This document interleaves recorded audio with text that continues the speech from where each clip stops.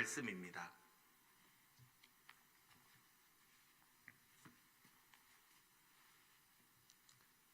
요한복음 5장 17절에서 29절 말씀입니다. 교독합니다. 예수께서 그들에게 이르시되 내 아버지께서 이제까지 일하시니 나도 일한다 하시매 유대인들이 이로 말미암아 더욱 예수를 죽이고자 하니 이는 안식일을 범할 뿐만 아니라 하나님을 자기의 친아버지라 하여 자기를 하나님과 동등으로 삼으심이러라. 그러므로 예수께서 그들에게 이르시되 내가 진실로 진실로 너희에게 이르노니 아들이 아버지께서 하시는 일을 보지 않고는 아무것도 스스로 할 수 없나니 아버지께서 행하시는 그것을 아들도 그와 같이 행하느니라. 아버지께서 아들을 사랑하사 자기가 행하시는 것을 다 아들에게 보이시고 또 그보다 더 큰 일을 보이사 너희로 놀랍게 여기게 하시리라. 아버지께서 죽은 자들을 일으켜 살리심같이 아들도 자기가 원하는 자들을 살리느니라. 아버지께서 아무도 심판하지 아니하시고 심판을 다 아들에게 맡기셨으니 이는 모든 사람으로 아버지를 공경하는 것 같이 아들을 공경하게 하려 하심이라. 아들을 공경하지 아니하는 자는 그를 보내신 아버지도 공경하지 아니하느니라. 진실로 진실로 너희에게 이르노니 내 말을 듣고 또 나 보내신 이를 믿는 자는 영생을 얻었고 심판에 이르지 아니하나니 사망에서 생명으로 옮겼느니라. 진실로 진실로 너희에게 이르노니 죽은 자들이 하나님의 아들의 음성을 들을 때가 오나니 곧 이때라. 듣는 자는 살아나리라. 아버지께서 자기 속에 생명이 있음같이 아들에게도 생명을 주어 그 속에 있게 하셨고 또 인자됨으로 말미암아 심판하는 권한을 주셨느니라. 이를 놀랍게 여기지 말라. 무덤 속에 있는 자가 다 그의 음성을 들을 때가 오나니 선한 일을 행한 자는 생명의 부활로 악한 일을 행한 자는 심판의 부활로 나오리라. 아멘. 오늘 말씀을 통해서 우리 예수님께서는 하나님과 자신이 가지고 있는 그 아들이 가지고 있는 권한에 대해서 이야기하십니다. 그리고 아들에게 생명을 주시는 권한, 나아가 또한 심판에 이르게 하는 권한까지도 주셨다라는 사실을 분명히 밝히고 있습니다. 먼저 17절을 보시면 유대인들이 가지고 있는 생각들이 담겨져 있죠. 내 아버지께서 이제까지 일하신다라고 표현하는 장면이 나옵니다. 이것은 창세기 2장 4절을 보시면 이제 하나님의 쉼이 나와 있죠. 일곱째 날에 쉬었음이라라는 창조 사역을 쉬었음이지 그것은 사실 피조세계를 보존하시는 사역은 쉬는 것이 아니다라는 것을 유대인들은 알고 있었습니다. 즉 안식일에도 여전히 하나님께서는 생사와 복을 주관하시며 모든 것들을 일하시고 생명을 주시며 또한 사람을 심판에 이르기도 하신다라고 분명히 밝히고 있기 때문입니다. 이러한 하나님의 일을 이제 하나님의 아들이신 예수님께서 이어서 하신다라고 분명히 전하고 있는 겁니다.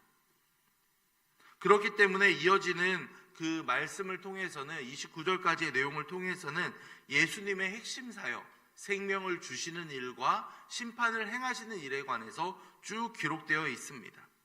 안식일에 사람을 치유하는 것, 이 모습을 가지고 이제 유대인들의 가운데 몇몇들은 이제 그것을 책을 잡고 예수님을 어떻게든 죽이려는 마음을 먹었던 것이죠. 예수님이 병자를 새롭게 하는 것은 하나님의 입장으로 보자면 너무나도 자연스러운 모습이었던 겁니다. 하나님을 아버지라 부르는 예수님의 이러한 언급이 또한 유대인들을 분노하게 만듭니다.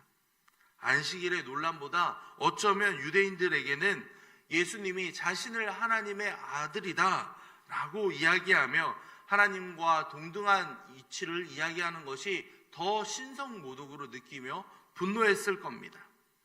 예수님의 일과 하나님의 일의 연속성에 대해서 예수님은 계속 말씀해 가십니다. 19절과 20절을 볼까요? 그러므로 예수께서 그들에게 이르시되 내가 진실로 진실로 너희에게 이르노니 아들이 아버지께서 하시는 일을 보지 않고는 아무것도 스스로 할 수 없나니 아버지께서 행하시는 그것을 아들도 그와 같이 행하느니라. 아버지께서 행하시는 일을 아들도 행한다. 보았고 처음부터 보았고 이것을 그대로 행한다 라고 말씀하시는 겁니다. 20절은 무엇입니까? 아버지께서 아들을 사랑하사 자기가 행하시는 것을 다 아들에게 보이시고 또 그보다 더 큰 일을 보이사 너희로 놀랍게 여기게 하시리라 라고 말씀하고 있습니다. 이것은 바로 이어지는 말씀을 통해서 쭉 우리는 이해해 갈 수 있습니다. 예수님께서 말씀하시는 아버지의 일 그리고 또한 아들의 일은 무엇이겠습니까? 이것이 이어진다라는 것은 어떠한 의미를 가지고 있겠습니까? 이것은 먼저 예수님께서는 아버지의 생명과 심판의 그 권한을 위임받으셨다라는 것을 우리는 분명히 알 수 있습니다. 하나님 아버지께서 예수 그리스도께 모든 권한을 위임해 주셨다라는 것을 말하고 있습니다. 아버지는 아들에게 심판의 권한도 주셨고 또한 영생을 주셨다라는 것도 알 수 있습니다. 22절을 볼까요? 함께 읽겠습니다. 22절입니다. 아버지께서 아무도 심판하지 아니하시고 심판을 다 아들에게 맡기셨으니 아멘. 그리고 27절도 볼까요? 27절입니다. 또 인자됨으로 말미암아 심판하는 권한을 주셨느니라. 아멘. 예수님께 주어져 있는 두 가지 중요한 핵심 사역이 담겨져 있습니다. 심판하는 역할 그리고 그 모든 것들을 인자됨으로 말미암아 권한을 주셨다라고 분명히 말씀하고 있는 것이죠. 이러한 아버지께서 하나님께서 예수님께 왜 그렇다면 이러한 권한을 위임해 주셨을까? 그 이유가 바로 23절에 나와 있습니다. 이는 모든 사람으로 아버지를 공경하는 것 같이 아들을 공경하게 하려 하심이라. 아들을 공경하지 아니하는 자는 그를 보내신 아버지도 공경하지 아니하느니라 라고 분명히 밝히고 있습니다. 아버지를 공경하는 자들은 자연스럽게 예수님 아들도 공경해야 하며 이것이 자연스럽게 이어져야 한다라고 말하고 있습니다. 이 아들에게 권한을 주신 것은 공경을 받게 하기 위함이다. 공경하다라는 원어를 살펴보면 귀하게 여기다라는 의미를 가지고 있습니다. 아들을 공경하지 않는 자는 결국 아버지를 공경하지 않고 아버지에게 심지어 속하지 않은 것이다 라고 분명히 말씀하고 있습니다. 하나님의 생명과 심판의 권한을 행사하는 아들을 믿고 순종하는 것이 바로 아들과 아버지 모두를 공경하는 것이다 라고 분명히 이야기하고 있는 겁니다. 이어서 아들에게 주시는 또한 특별한 것은 무엇입니까? 영생과 부활의 은혜를 주셨습니다.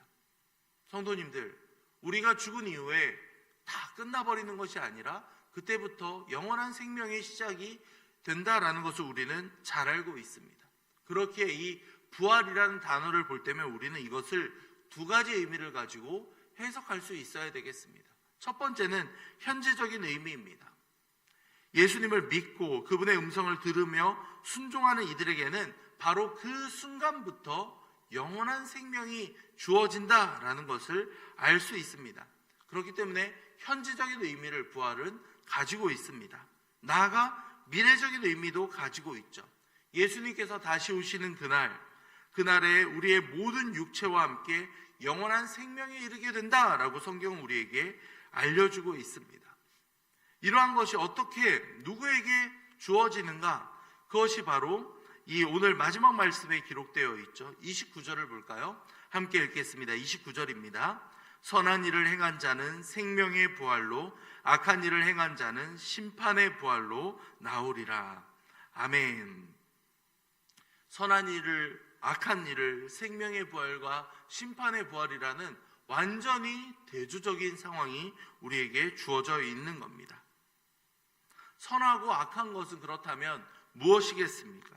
오늘 말씀에 나오는 것처럼 예수 그리스도를 믿고 영접하며 빛 가운데 거하고 있는가, 어둠에서 떠나 있는가를 말해주고 있는 겁니다.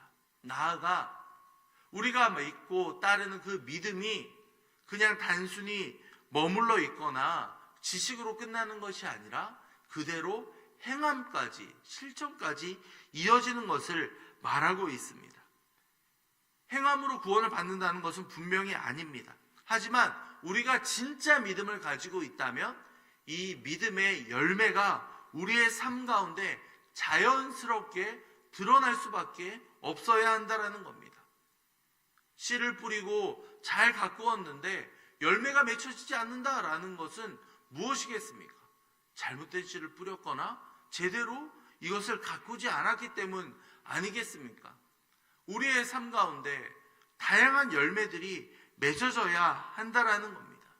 선한 일을 행한 이들은 예수님을 믿고 순종하는 삶을 살아간 이들을 가리키고 있습니다. 악한 일을 행한 자는 무엇이겠습니까?